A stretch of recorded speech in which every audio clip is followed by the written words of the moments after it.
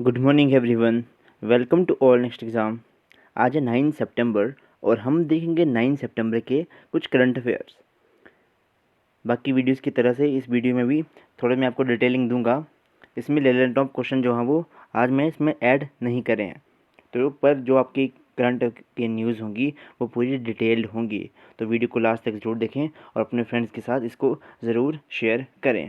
तो चलिए, आज की पहली खबर क्या बनी है कि मॉर्निंग कंसल्ट ग्लोबल रेटिंग में प्रधानमंत्री नरेंद्र मोदी रहे शीर्ष पर। कौन सी रेटिंग थी ये? Approval rating. इसमें मोदी जी ने कितनी परसेंट हासिल करे, मतलब 70% हासिल करे। लेकिन देखने वाली बात यह है कि जो 70% हासिल करे 2019 में यही 70% 82% थे। ठीक है, तो इनकी रेटिंग जो है अपनी अपनी रेटिंग तो इनकी कम हुई है, लेकिन इसमें ये टॉप कर गए हैं। ठीक है, हाईएस्ट अमंग वर्ल्ड लीडर्स। कुल मिला के 13 या 15 लीडर्स थे, उनमें इनकी रैंक क्या आई है? इनकी रैंक आई है 13 लीडर थे तो इनकी रैंक आई है प्रथम रैंक। तो नीचे से शुरुआत करूँगा कि किस किस को कौन कौन सी रैंक मिली थी। तो सबसे 5 में पे आए हैं। 5 में कौन है? हमारे अमेरिका के राष्ट्रपति कौन? जॉय बिडेन जो है वो 5वें स्थान पर हैं। चौथे स्थान पर कौन है? Angela Merkel. ये कौन है? एंजेला मर्केल जर्मनी से बिलोंग करती हैं। नंबर 3 पे कौन है? इटली के द्रोणी करके एक पर्सन है, द्रोणी। ये इसके यहाँ पे तीसरे नंबर पे हैं। दूसरे पे कौन है? मैक्सिको के डोसिल डोजिल करके पर्सन है, वो है सेकंड नंबर पे। पहले नंबर पे कौन है? आपके नरेंद्र मोदी। आपको सिर्फ इतना आएगा पेपर में कि विश्व नेताओं में अप्रूवल रेटिंग में सर्वाधिक मतलब टॉप किसने करा, तो वो आपका सीधा आएगा, आपका नरेंद्र मोदी जी ने टॉप करा। बस आपको इससे ज़्यादा इसमें और कुछ नहीं आएगा। बाकी 2019 में इनकी रेटिंग क्या थी? 82% थी। अब कितनी रहेगी? 72% रह गई। ओके, अब मैं कुछ फैक्चुअल डाटा आपको बताता हूँ कि जो नरेंद्र मोदी जी हैं वो कहाँ के अध्यक्ष हैं। एक तो नीति आयोग के अध्यक्ष कौन होते हैं? हमारे देश के प्रधानमंत्री होते हैं, तो नरेंद्र मोदी जी ऑटोमेटिकली इसके अध्यक्ष जो है वो हो गए। एक और सोमनाथ मंदिर ट्रस्ट के अध्यक्ष कौन है? तो उसके अध्यक्ष भी हमारे नरेंद्र मोदी जी हैं। ये आपको इस फैक्ट को याद रखें। बाकी मॉनेटरी पॉलिसी कमेटी के अध्यक्ष कौन होते हैं? तो वो होते हैं हमारे आरबीआई के गवर्नर। चलिए अगला प्रश्न देखते हैं कि भारत और ऑस्ट्रेलिया के बीच आरंभ हुआ नौसेना युद्ध अभ्यास ऑसी इंडेक्स। अब देखते हर रोज़ मैं आपको कोई ना कोई इंडेक्स बढ़ा रहा हूँ, कोई नेवी से रिलेटेड, कोई किससे रिलेटेड, क्योंकि ये एग्ज़ाम में वन डे एग्ज़ाम में ये पूछे जाते हैं, हमेशा पूछे जाते हैं ये। तो भारत और ऑस्ट्रेलिया के बीच देखिए कोई रॉकेट साइंस तो है नहीं। ऑसी से याद रखेंगे हम, यूएस से याद रखेंगे ऑस्ट्रेलिया, और आईएनडी से याद रखेंगे इंडिया, और ईएक्स से याद रखेंगे एक्सरसाइज। ये नेवी की एक्सरसाइज है, 6 सितंबर से लेकर 10 सितंबर तक चलेगी। ठीक है, भारत और ऑस्ट्रेलिया के बीच इसका सही आंसर आएगा ऑसी इंडेक्स का। अब मुलग मेडल मैंने करवाया आपको, ये भी मुलग मेडल ऑस्ट्रेलिया ने दिया। किसको दिया? अजिंक्य रहाणे को दिया। और दशक का बेहतरीन बेस्ट टेस्ट बल्लेबाज कौन था? तो वो था हमारे स्टीव स्मिथ। कौन थे हमारे? स्टीव स्मिथ, टेस्ट क्रिकेट के। अगर वनडे की बात है, वनडे का पिछले दशक में सबसे बेहतरीन प्लेयर कौन था? तो वो है हमारे विराट कोहली। ये भी याद रखें। और T20 के कौन है हमारे? अफगान जलेबी के कौन? राशिद खान, ये हम आपको याद रखें। और खेल भावना, पिछले एक दशक में सबसे बेहतरीन जो खेल भावना के लिए पुरस्कार दिया गया, तो वो किसको दिया गया? हमारे प्यारे महेंद्र सिंह धोनी जी को वो पुरस्कार दिया गया। कुछ आपको अभी और बताता हूँ मैं कि सूर्य किरण जो एक्सरसाइज होती है वो भारत और नेपाल के बीच में होती है। संप्रीति एक्सरसाइज कहाँ कहाँ किस किस के बीच में होती हैं? वही अपनी पड़ोसी जुल्फ़ों वाली शेख हसीना यानी कि बांग्लादेश के साथ होती है संप्रीति एक्सरसाइज।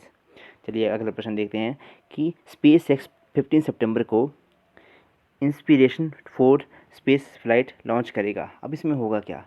इसमें स्पेस एक्स, इसके मालिक कौन है? स्पेस एक्स कंपनी के एलान मस्क। भाई बहुत ज़बरदस्त बंदा है एलान मस्क, मतलब किसी भी कंपनी में हाथ डाल दो उसको टॉप पे लेके जाता है एलान मस्क। इनके जो रॉकेट का नाम है उसका नाम क्या है? फाल्कन 9 के रॉकेट का नाम है। और ये दुनिया का पहला था रीयूजेबल, यानी कि एक बार अंतरिक्ष में जाएगा फिर वहाँ से वापस भी आएगा। तो वो इकलौता ऐसा इनका क्या था? रॉकेट था ये, फर्स्ट है।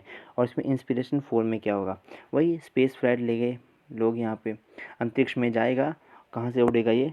कैनेडियन स्पेस एजेंसी से, जो कैनेडी स्पेस सेंटर जो कि फ्लोरिडा में है, वहाँ से ये उड़ेगा। 4 यात्रियों को लेके जाएगा और 3 दिन तक वो अंतरिक्ष में ऐसे गोल गोल घूमेंगे। फिर इसके बाद वो पृथ्वी पे नीचे आएंगे, लेकिन वो गारंटी नहीं आएंगे या नहीं आएंगे। तो अब स्पेस एक्स से रिलेटेड कुछ और मैं आपको फैक्चुअल डाटा बताता हूँ, इनको आप नोट कर लेना। पहले भी मैंने आपको बताया है कि एक बार में सबसे ज़्यादा सैटेलाइट कौन सी कंपनी ने भेजे, तो वो थी हमारी स्पेस एक्स। 143 का आपने पढ़ा होगा। 143 मतलब आई लव यू ऐसे करके हम याद रखते थे, तो उसको भी उसी तरह से याद करना। इससे पहले कौन था? 104 सैटेलाइटें भेजी थी हमारे इसरो ने। 104 सैटेलाइटें भेजी थी अंतरिक्ष में। इससे पहले ये इन्हीं का था। और ये किसके द्वारा भेजी गई थी? ये भेजी गई थी PSLV C-37 के द्वारा ये भेजी गई थी। बहुत यहाँ पे, चलो ठीक है। और आपको और क्या बताऊँ कि भारत में, अच्छा आपको पता है कि भारत की कुछ लेडीज़ जो हैं वो स्पेस में जा चुकी हैं। फर्स्ट नंबर पे कौन कौन गई थी? कल्पना चावला। सेकंड पे गई थी सुनीता विलियम्स। और थर्ड नंबर पे कौन गई थी? ये आपको नहीं पता होगा, शिरीषा बांदला। और शीशा बांदल और कल्पना चावला का जन्म जो है वो हमारे ही भारत में ही हुआ था। लेकिन सुनीता विलियम्स का जन्म जो है वो USA में ही हुआ था। ये आपको याद रखें। और इसमें कुछ फैक्चुअल डाटा मैं आपको उसमें और क्या बताऊँ। चलिए इसके लिए आज के लिए इतना ही रखते हैं। और एक और कि भारत की फर्स्ट स्पेस टूरिस्ट कौन थे? ये अभी लेटेस्ट खबरों में था। स्पेस टूरिस्ट भारत के ये कौन थे? केरला के थे। कौन थे? संतोष जॉर्ज करके पर्सन थे। ये थे हमारे पहले स्पेस टूरिस्ट। चलिए अगले प्रश्न देखते हैं कि चंडीगढ़ में किया गया भारत का सबसे ऊंचा वायु शोधक का उद्घाटन। अब ये मतलब आजकल देख रहे हैं, पहले मैंने आपको बताया कि दिल्ली में हुआ, अब एक और खबर आई कि दिल्ली में दूसरा भी हो गया। और अब चंडीगढ़ में भी ये लगा दिया वायु को साफ़ करने के लिए। अब इसका मकसद क्या है? इसका मकसद यही है कि आसपास की सारी वायु को मतलब साफ़ करना। ये 24 मीटर की इसकी हाइट है। एक तो प्योरीफिकेशन के काम आएगा, और मेन चीज़ मैं आपको बताऊँ कि 7 सितंबर को लॉन्च किया। अब 7 सितंबर को क्यों लॉन्च किया? क्योंकि 7 सितंबर को क्या मनाते हैं हम 7 सितंबर को मनाते हैं हम इंटरनेशनल स्वच्छ वायु दिवस, यानी कि अंतर्राष्ट्रीय स्वच्छ वायु दिवस हम 7 सितंबर को मनाते हैं। इसी दिन मैक्सिमम जो आप देख रहे हैं वो सभी इसी दिन जो है वो लॉन्च हो रहे हैं। अब वायु प्रदूषण की जांच के लिए मतलब कौन सा एक मतलब प्राकृतिक चीज़ है जो वायु प्रदूषण है या नहीं है वो आपको बताता है, वो है लाइकन। और लाइकन किससे बना होता है? ये होता है हमारा कवक और शैवाल के पहले प्यार से, यानी कि हमारी कौन सा फंजाई और एल्गी, इनका सिम्बायोटिक रिलेशनशिप से मिल के बना होता है हमारा लाइकन्स। ठीक है। फंजाई की स्टडी को हम बोलते हैं माइकोलॉजी, और एल्गी की स्टडी को बोलते हैं फाइकोलॉजी। इसको भी याद रखें। अगला प्रश्न एक काफ़ी इंपॉर्टेंट प्रश्न है, इसको स्टार लगा लें कि फ्रांस में आयोजित किया जा रहा IUCN वर्ल्ड कॉन्फ्रेंस कांग्रेस 2020 3 से 11 सितंबर तक इसको किया जाएगा।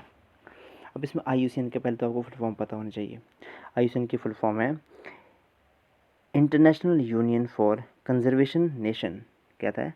International union for conservation nature. इसका ये फुल फॉर्म है IUCN की। अब एक IUCN बहुत ही इंपॉर्टेंट है। पहले तो इसकी स्थापना 1948 में हुई। पेन चेंज कर लेता हूँ। हेड क्वार्टर कहाँ है इसका? स्विट्ज़रलैंड। हेड क्वार्टर स्विट्ज़रलैंड है। 4 साल में एक बार ये कॉन्फ्रेंस होती है। और ये सबसे मोस्ट इम्पॉर्टेंट चीज़ क्या है इसकी? एक तो ये फ्रांस में हुई। IUCN जो है वो एक फेमस डाटा निकालता है, वो है आपका रेड डाटा बुक। आपने सुना होगा रेड डाटा बुक के बारे में। अब इसमें क्या होता है कि मतलब endanger species, vulnerable species, threaten species, इस तरह से ये कैटेगराइज करती है। तो यही IUCN जो है वो करती है। इसको हमेशा याद रखें। चलिए को देखते हैं कि COP21 का आयोजन कहाँ। COP21 आप इसमें इसको हुआ था पेरिस को, पेरिस क्लाइमेट डील भी हम बोलते हैं। ठीक है। ये पेरिस में हुई थी, यानी कि फ्रांस में हुई थी। और इसी COP21 में क्या निकल के आया था हमारा? इंटरनेशनल सोलर अलाइंस निकल के आया था। इंटरनेशनल सोलर अलाइंस, इसका हेड क्वार्टर कहाँ पे है? गुरुग्राम में है। भारत और फ्रांस ने इसको एक साथ मिलकर करा था। अब ये कुछ युद्ध अभ्यास हैं वायुसेना के, नौसेना के और आर्मी के। वायुसेना का गरुड़, नौसेना का वरुण, और आर्मी का कौन सा होता है आपको मैंने कल बताया था, कुछ डेजर्ट डेजर्ट करके था कुछ ना, डेजर्ट नाइट ऐसा कुछ था। ठीक है, ये है इसके कुछ लैंड टॉप बातें। तो आगे कुछ देखते हैं 6 क्वेश्चन कि भारत सरकार ने दशकों पुराण कार्बी एंग्लोन शांति समझौते पर किया हस्ताक्षर। अब ये कार्बी एंग्लोन जो है असम से संबंधित है। कार्बी एंग्लोन जो है एक असम का एक जिला है। अब ये लोग क्या करते थे, ये लोग बोलते थे इन्होंने हथियार उठा लिए थे, किस लिए, क्योंकि ये लोग आदिवासी लोग थे, इनको बोलते ये सोचते थे कि यहाँ पे विकास नहीं हो रहा है, तो इन्होंने हथियार उठा लिए थे।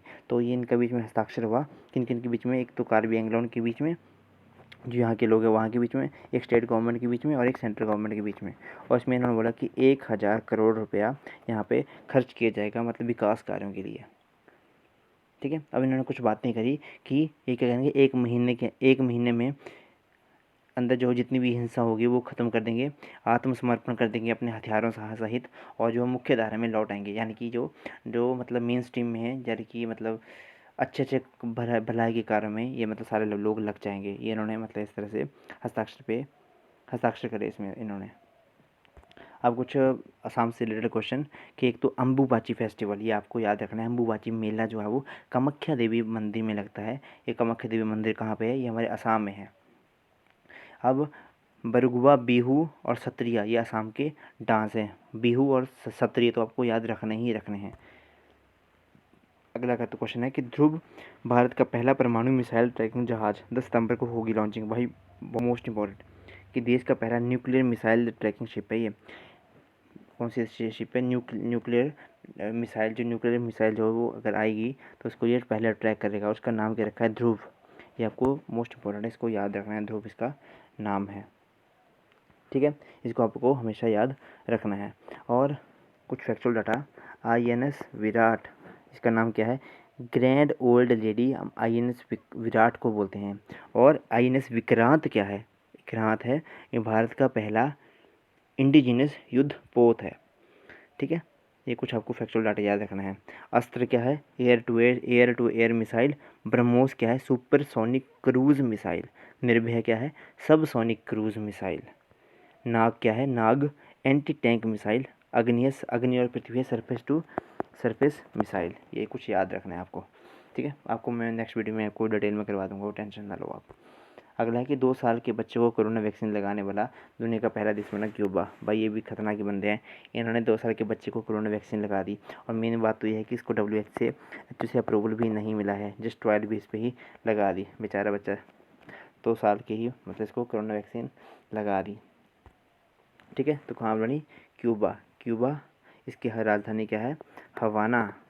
हवाना सिंड्रोम के बारे में आपने सुना होगा, मैंने आपको पढ़ाया है पहले भी, हवाना। और क्यूबा को क्या कहा जाता है, शुगर बॉल ऑफ वर्ल्ड, इसको चीनी का कटोरा इसको कहा जाता है। और भाई इतना सा देश है क्यूबा, और इसने जो है पूरे अमेरिका के जो अमेरिका की नाक में दम करके रखा हुआ था। फिदेल कास्त्रो यहाँ के मतलब प्रमुख लीडर थे, फिदेल कास्त्रो। इनकी आप टी शर्ट्स पहन के आप फोटोज़ भी देखते हो, फिदेल कास्त्रो ये वही है भाई। छोटे छोटे कंट्री है लेकिन उन्होंने पूरे इसमें तहलका मचा रखा था। अगला क्वेश्चन देखते हैं इसी के बारे में। यहाँ की इसकी वैक्सीन का नाम क्या है, अब्दुल्ला सोहराना, अजीब नाम है, अब्दुल्ला सोहराना, सोहराना इसकी मतलब वैक्सीन का नाम है। चलिए अगला प्रश्न देखते हैं कि राजधानी में दूसरे स्मॉग टावर की गई शुरुआत। 2 स्मॉग टावर, स्मॉग क्या होती है, स्मॉग होती है हमारी स्मोक प्लस फॉग, यानी कि धुआं प्लस धुंध, इसको हम बोलते हैं स्मॉग। ठीक है, दिल्ली में सेकंड है। पहला कहाँ लगा था, ये पहला लगा था हमारे कैनाड प्लेस में। अब ये दूसरा है, दूसरा कहाँ लग गया हमारा, ये लगा हमारा आनंद विहार में। किस कंपनी के द्वारा लगाया गया, टाटा कंपनी के द्वारा लगाया गया। और टाटा आपको पता है सबसे ज़्यादा ट्रस्टवर्थी जो इंडिया में कोई कंपनी है, सबसे ज़्यादा दान जो कंपनी करती है वो टाटा है। अब मैं आपको एक मोस्ट इम्पोर्टेंट बात बताता हूँ कि पिछले 100 सालों में जो सबसे ज़्यादा दानवीर हैं, जिन्होंने सबसे ज़्यादा फिलंथ्रॉपी करी, वो कौन है, हमारे जमशेद जी टाटा। इनको याद रखना हमेशा, जमशेद जी टाटा। मतलब ये वॉरेन बफेट और क्या नाम है उनका, जो माइक्रोसॉफ्ट की वो थे, बिल गेट्स, उनसे भी ज़्यादा मतलब इन्होंने ये दान कर चुके हैं। आज से मतलब अब तो इनके पता नहीं कौन सी पीढ़ी है अब हमारे जो रतन टाटा हैं, लेकिन इन जमशेद जी टाटा अपने उसी ज़माने में मतलब इतना करके गए हैं कि वो उसकी बराबरी कोई आज तक भी नहीं कर पाया है। इसको याद रखना आप। अगला क्वेश्चन बना कि प्रधानमंत्री ने दुनिया भर में यहूदी लोगों को रोश हसना की दी बधाई। अब ये रोश हसना क्या है? ये दो यहूदी, इकलौता यहूदी कंट्री हमारे पूरे वर्ल्ड में कौन सी है? हमारी इज़राइल यहूदी कंट्री है, इज़राइल। नेफ्टाली बेनेट यहाँ के क्या हैं? सीएम, पीएम है, पीएम है यहाँ के नेफ्टाली बेनेट। और यहाँ के कैलेंडर कौन? हिब्रू, हिब्रू या हिब्रू हिब्रू कैलेंडर को ये फॉलो करते हैं। और जो ये इनके जैसे हमारे मंदिर होते हैं, मस्जिद होते हैं, तो यहूदियों का जो धार्मिक स्थल है उनको क्या कहते हैं? उनको कहते हैं सिनेगोग, सिनेगोग उनको कहते हैं हम। हो गया ये।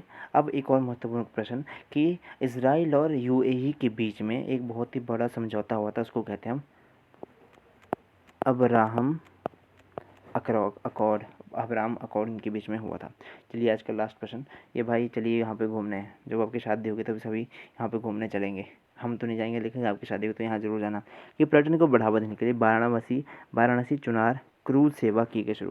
जैसे आप देखते हो कि मूवीज़ वगैरह में ऐसे क्रूज शिप पे चली रहती हैं, ऐसे घूमने चले रहते हैं, तो अब ये भी मतलब स्टार्ट कर दी गई, वाराणसी और चुनार के बीच में क्रूज सेवा करी गई शुरू।